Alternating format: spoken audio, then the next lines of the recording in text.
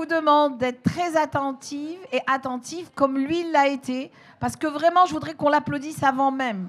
Et il n'utilise pas ChatGPT et il n'utilise pas l'IA. Ah, rien, hein. C'est dans sa tête que ça se passe et croyez-moi, c'est du lourd. Donc il a 10 minutes, on y va. Ensuite, on a le speech challenge, ça va être extraordinaire.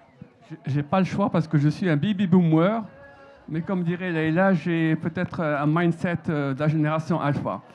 Donc mon exercice, d'abord parce que l'ESCA est le partenaire académique du Future of Work. Donc l'année dernière, nous avons produit le livre blanc et cette année, on espère qu'on va faire le même exercice. Donc c'est pour ça que Wassila m'a demandé en 10 minutes. Mais avant de vous faire la synthèse en 10 minutes, j'aimerais vous faire cette synthèse en un seul mot. Et je crois que si on devait synthétiser ces 2 journées en un mot, ce serait « waouh ». Un « waouh » d'exclamation, d'admiration pour ce que Wassila a fait. Mais aussi parce que waouh, ce sont les initiales de Wassila, de Amel et de Wessal. Donc je voudrais qu'on applaudisse notre wow team. Je crois que... 1, 2. On vous a pas assez entendu. Vous allez le faire tous ensemble. 1, 2, 3. Waouh! Wow. On la refait. 1, 2, 3. Merci. Bon, alors 10 minutes, j'espère que la musique ne va pas démarrer, sinon je vais devoir rapper tout ça et vous allez devoir danser. Donc, alors que nous clôturons ces 2 journées intenses et stimulantes du Future of Work Africa, il me revient l'honneur de vous proposer une synthèse transversale des 4 séquences qui ont structuré notre réflexion. Donc, plus qu'une simple succession de panels, d'ateliers et de débats, cet événement nous a plongé dans un monde nouveau, donc mais qui a un focus sur l'Afrique. Ce que nous avons exploré, c'est un nouveau récit du travail et du management africain. Un récit en construction qui conjugue lucidité sur les défis et confiance dans nos capacités d'innovation et l'inclusion et la transformation.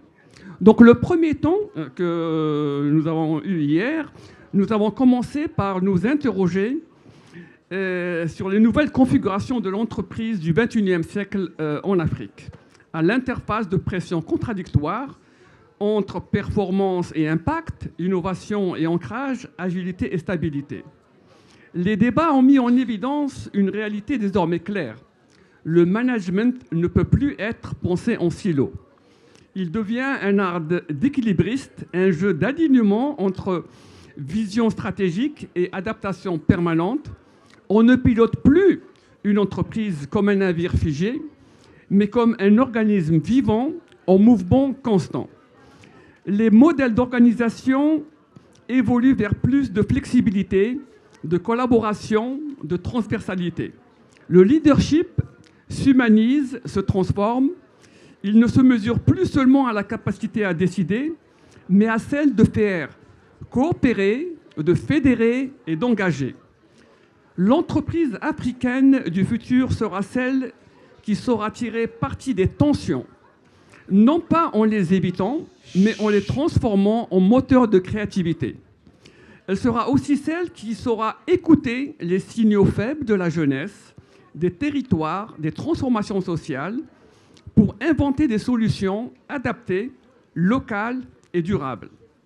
Le deuxième temps de ces 2 journées, c'est sur l'inclusion et les politiques publiques. Il nous a ouvert un chantier essentiel, celui de l'inclusion comme levier de transformation structurelle. Nous avons entendu que l'inclusion ne peut plus être réduite à une case dans un rapport RSE ou un indicateur social. Elle devient un facteur stratégique de résilience, d'innovation et de performance.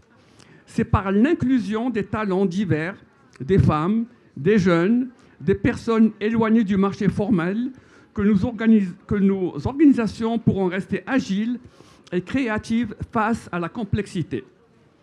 Les politiques publiques ont ici un rôle déterminant à jouer pour structurer les écosystèmes d'employabilité, accompagner les transitions et garantir que la révolution du travail ne creuse pas davantage les fractures existantes. Il est ressorti un appel clair. Les entreprises et les pouvoirs publics doivent co-construire des réponses. penser ensemble des solutions pour faire émerger un marché du travail plus équitable, plus fluide, plus porteur d'opportunités. Le troisième temps, cette séquence où on nous a transportés dans le futur immédiat des métiers, un futur où l'intelligence artificielle n'est plus une abstraction, mais une réalité déjà à l'œuvre.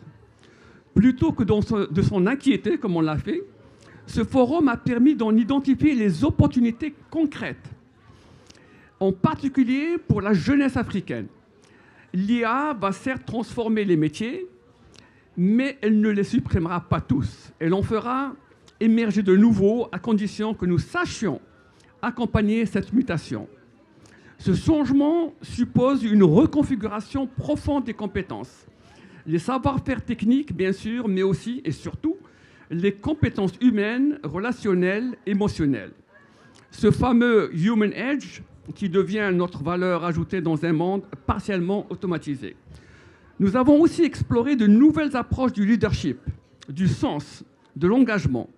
Le management du capital humain sera désormais vers une gestion plus fine, plus attentive à l'expérience collaborateur, à l'intégration des jeunes, à l'individualisation des parcours. L'enjeu n'est plus seulement d'être employable, mais d'être remarquable, singulier ou singulière, capable d'apprendre et de désapprendre aussi, et de se réinventer.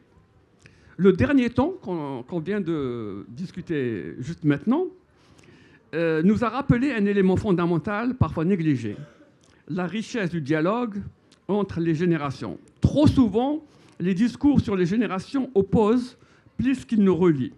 Or, ce que nous avons entendu ici, c'est qu'au contraire, et je pense que là j'ai une conviction forte, le croisement des âges, des expériences, des visions est un levier formidable d'innovation managériale. Les jeunes générations apportent leur énergie, leur agilité numérique, leur quête de sens. Les générations plus expérimentées, leur sagesse, leur capacité de recul, leur maîtrise des dynamiques langues. Ce n'est pas, je dirais, l'une contre l'autre, mais ensemble que se construit un management plus complet, plus équilibré et plus juste.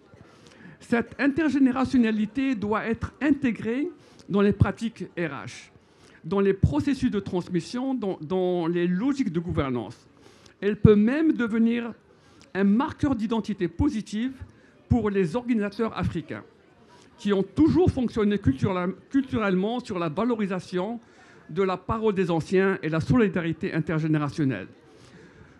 Donc, en synthèse de ces 2 journées, je retiens 5 lignes fortes. La première, le management africain se transforme, moins hiérarchique, plus collaboratif, plus ancré dans le sens.